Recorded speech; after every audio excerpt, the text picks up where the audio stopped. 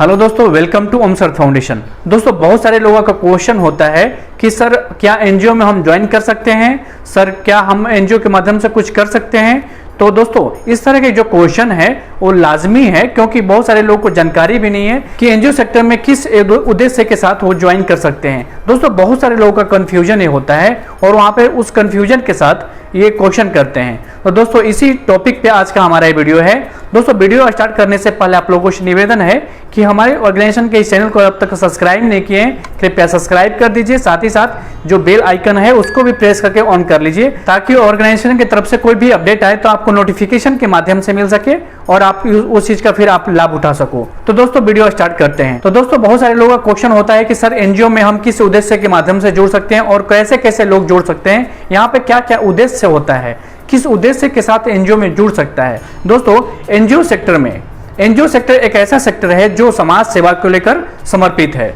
दोस्तों, समाज सेवा मतलब समाज का जो उत्थान है उसको लेकर समर्पित है। दोस्तों, साथ ही साथ जो पृथ्वी का क्लाइमेट है, क्लाइमेट के ऊपर भी काम करता है एनजीओ। साथ ही दोस्तों, एनजीओ ऐसा सेक्टर है कि यहाँ पर मतलब सारे सेक्टर, जैसे गवर्नमेंट काम करती है वैसे ही एनजीओ सारे सेक्टर में अपना काम करती है। जैसे एनिमल प्रोटेक्शन हो गया, ह्यूमन राइट हो गया, आपके रोजगार को लेकर कुछ काम करता है एनजीओ। साथ ही साथ यहाँ वुमेन एम्पावरमेंट को लेकर काम करता है, चाइल्ड डेवलपमेंट को लेकर काम करता है, एजुकेशन को लेकर काम करता है। तो दोस्तों, एनजीओ का बहुत सारे ऑब्जेक्टिव है, अलग अलग तरह के जो एनजीओ हैं अलग अलग ऑब्जेक्टिव पे काम करती है। दोस्तों, हर एनजीओ का एक ही मकसद होता है, वो समाज सेवा के साथ साथ रोजगार को लेकर डेवलपमेंट कैसे करना है वो सारी चीजें एनजीओ करती है। दोस्तों, अब इस एनजीओ सेक्टर में कौन कौन से लोग ज्वाइन कर सकते हैं, कौन कौन से लोग काम कर सकते हैं और किस उद्देश्य के साथ काम कर सकते हैं, ये सारी चीजें आपसे अभी शेयर कर देता हूं। दोस्तों, सबसे पहले मैं शेयर कर दूं, सबसे फर्स्ट पॉइंट है जो समाज सेवा को लेकर समर्पित है, मतलब समाज सेवा करना चाहता है, इस पृथ्वी के उत्थान में अपना योगदान देना चाहता है, तो वो एनजीओ को ज्वाइन कर सकता है। दोस्तों, सेकेंड पॉइंट है जो लघु उद्योग करना चाहते हैं, मतलब छोटे छोटे उद्योग के माध्यम से उनके जीवन यापन के लिए कुछ मुहैया कराना। इस तरह से बहुत सारी चीजें हैं। शिक्षा को लेकर है, मैंने जैसे पहले बताया कि शिक्षा को लेकर है, वुमेन एम्पावरमेंट को लेकर है, रूरल डेवलपमेंट को लेकर हो गया, चाइल्ड डेवलपमेंट को लेकर हो गया, क्लाइमेट को लेकर हो गया और बहुत सारी चीजें हैं। दोस्तों, अगर हम प्योरली बात करें तो ये बिजनेस नहीं है, जो एनजीओ सेक्टर है बिजनेस सेक्टर नहीं है। यहाँ पर अगर आप काम करते हैं तो बिजनेस एज ए डेवलप कर सकते हैं, परंतु दोस्तों अगर चाहें कि यहाँ पर टोटली बिजनेस के मॉडल से यहाँ पे डेवलप करें तो ये मतलब गलत होगा कहना। क्यों? ये जब बिजनेस के मॉडल जहाँ पे भी बिजनेस की बात आती है दोस्तों, वहां पर समाज सेवा का नाम खत्म हो जाता है। क्योंकि दोस्तों, रीजन क्या है बता देता हूँ कि अगर बिजनेस की बात करो तो बिना प्रॉफिट का कोई बिजनेस करना नहीं चाहता है। सबसे पहली बात है कि कोई भी बिजनेस करना चाहता है तो उसमें प्रॉफिट जरूर ढूंढता है। तो दोस्तों, जहां प्रॉफिट की बात आ गई वहां एनजीओ सेक्टर का कोई मतलब लेन देन होता ही नहीं है, क्योंकि जहां पे बेनिफिट आता है वहां पे एनजीओ काम नहीं करती है। बेनिफिट मतलब आपके मतलब जो हमारी पब्लिक्स है या पृथ्वी के उत्थान के लिए या चाहे निस्वार्थ भाव से जो सेवा है वो चीज़ें वहाँ पे नहीं हो पाती है अगर बिजनेस सेक्टर की बात करेंगे। तो दोस्तों, ये चीज़ें होगी कि जो समाज सेवा करना चाहते हैं एनजीओ सेक्टर से जुड़ सकते हैं। दोस्तों, ये दूसरा पॉइंट था कि जो रोजगार करना चाहते हैं वो एनजीओ ज्वाइन कर सकते हैं। दोस्तों, तीसरी बात है कि एनजीओ सेक्टर में जो टोटली मतलब बिजनेस करना चाहते हैं, मतलब बिजनेस केवल ही बिजनेस पर्पज से जुड़ना चाहते हैं तो वो भी कर सकते हैं, मगर बात आती है कि यहाँ पर नॉन प्रॉफिट पे काम करनी है। अगर नॉन प्रॉफिट जो काम करेगा, नॉन प्रॉफिट पे काम करेगा, कोई भी आप वर्क कर रहे हो, कोई भी प्रोडक्ट बना रहे हो, चाहे कुछ भी कर रहे हो, तो यहाँ पे नॉन प्रॉफिट पे काम करना है। अगर कोई भी प्रोडक्ट आप बनाते हो तो उसका एक जो मेंटेनेंस है, उस मेंटेनेंस के आधार पर जो मेंटेनेंस चार्ज है, कंजप्शन है, उसको लेकर जितना खर्च आता है उस पे ही आपको जो पब्लिक सेक्टर में उसको लेकर पहुंचाना है, सेल्स करना है, ठीक है ना।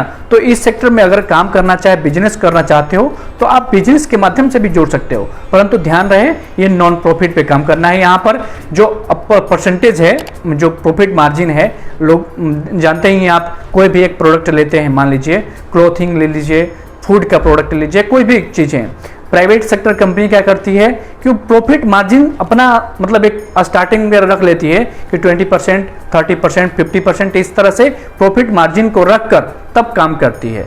क्योंकि मतलब जो एमआरपी है लोग मतलब उससे बर्डन, उसको लोग को क्या मिलता है क्या नहीं मिलता है उस पर ध्यान नहीं देती है, उसके मतलब प्रॉफिट क्या आ रहा है ये भी चीज़ मतलब देखना होता है प्राइवेट कंपनी को, परंतु एनजीओ सेक्टर को नहीं, इस तरह की चीज़ें नहीं देख सकता है। एनजीओ को ये देखना है कि लोगों को बेनिफिट पहुंचाए, साथ ही साथ उससे पॉकेट से ज़्यादा मतलब जो पैसा है ज़्यादा खर्च ना होने दें, उनको एक कंफर्ट जोन में ला सकते हैं। उस रिक्वायरमेंट को एक एवरेज जो प्राइस है उस पर लाकर दे दोगे तो वो चीज़ें आप कर सकते हो, तो एनजीओ सेक्टर में आप रोजगार भी कर सकते हो। दोस्तों ये चीज़ें हो गई कि जो रोजगार करना चाहते हैं वो भी यहाँ कर सकते हैं। दोस्तों अब चौथे पॉइंट की बात करेंगे कि जो पृथ्वी के उत्थान के लिए मतलब जैसे क्लाइमेट हो गया, क्लाइमेट के ऊपर काम कर सकता है। जैसे प्रदूषण जिस तरह से बढ़ती जा रही है, ध्वनि प्रदूषण हो है, वायु प्रदूषण है, मृदा जो प्रदूषण है, मृदा मतलब जमीन का जो प्रदूषण है, ये सारी चीज़ें ना, ये सारी चीज़ें जो सर्वाइव कर सकता है, जो काम कर सकता है इस सेक्टर में, वो भी इस सेक्टर में काम कर सकते हैं, एनजीओ में ज्वाइन कर सकता है।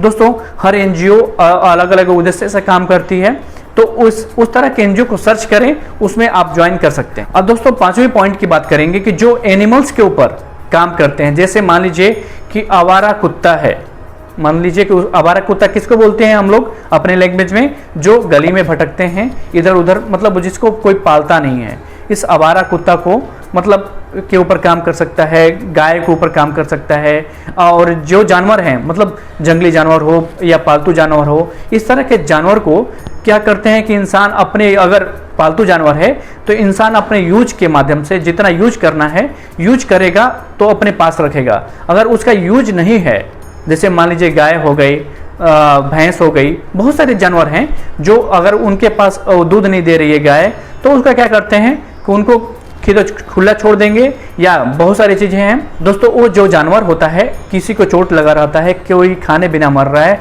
तो बहुत सारी चीज़ें हैं जो खाने बिना मर रहा है या चोट लगी है, इसके ऊपर कोई काम करने वाले लोग नहीं हैं। तो जो इस सेक्टर में काम करते हैं वो एनजीओ सेक्टर ही होते हैं ज़्यादातर।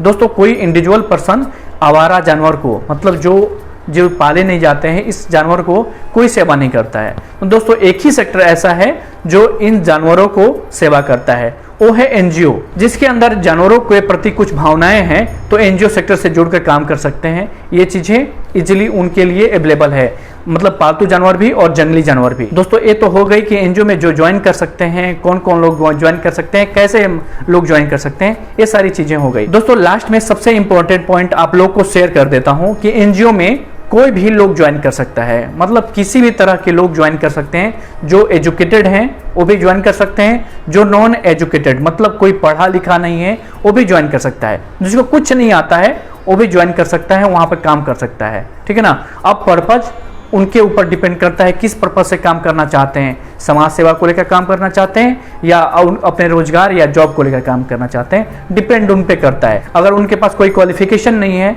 तो वो नीचे स्तर पे कुछ काम कर सकते हैं, समाज सेवा को लेकर काम कर सकते हैं, या जो मैन्युफैक्चरिंग है या जो छोटे लघु उद्योग हैं, जो बनाने आता है, करने आता है, हैंडमेड, वो सारी चीज़ें मतलब कर सकते हैं इजिली। ठीक है ना। और जो पढ़े लिखे हैं वो मैनेजमेंट सिस्टम में, आप उसको अकाउंटिंग में, बहुत सारी चीज़ें हैं, वहाँ पर जो पढ़े लिखे हैं लोग वहाँ पर जॉब कर सकते हैं। जो रोजगार करना चाहते हैं तो इस सेक्टर के माध्यम से भी अच्छा खासा कमाई है। दोस्तों अगर इसको सही तरह से यूज करें लोग तो इसमें अच्छी खासी कमाई भी है। अगर आप अपने ऑर्गेनाइजेशन को सिस्टमेटिक्स उसको बना दिए, पाइपलाइन को अपना बिल्डअप कर दिया, तो आप इसके माध्यम से अच्छे खासे बिजनेस भी कर सकते हैं। दोस्तों ये तो नॉलेज थी कि एनजीओ में कौन कौन से लोग ज्वाइन कर सकते हैं, किस किस उद्देश्य से ज्वाइन कर सकते हैं। दोस्तों अगले वीडियो में आप लोगों को शेयर कर दूंगा कि एनजीओ में किस किस माध्यम से ज्वाइन कर सकते हैं। ठीक है ना। तो दोस्तों इस वीडियो के लिए बस इतना ही। तब तक के लिए आप लोगों से निवेदन है कि हमारे ऑर्गेनाइजेशन के इस चैनल को अब तक सब्सक्राइब नहीं किए हैं, कृपया सब्सक्राइब कर दीजिए, साथ ही साथ बेल आइकन को भी प्रेस करके ऑन कर लीजिए, ताकि ऑर्गेनाइजेशन की तरफ से कोई भी अपडेट आए ना तो आपको नोटिफिकेशन के माध्यम से मिल सके, आप उस चीज़ का फिर लाभ उठा सको। दोस्तों तब तक के लिए जय हिंद, जय भारत।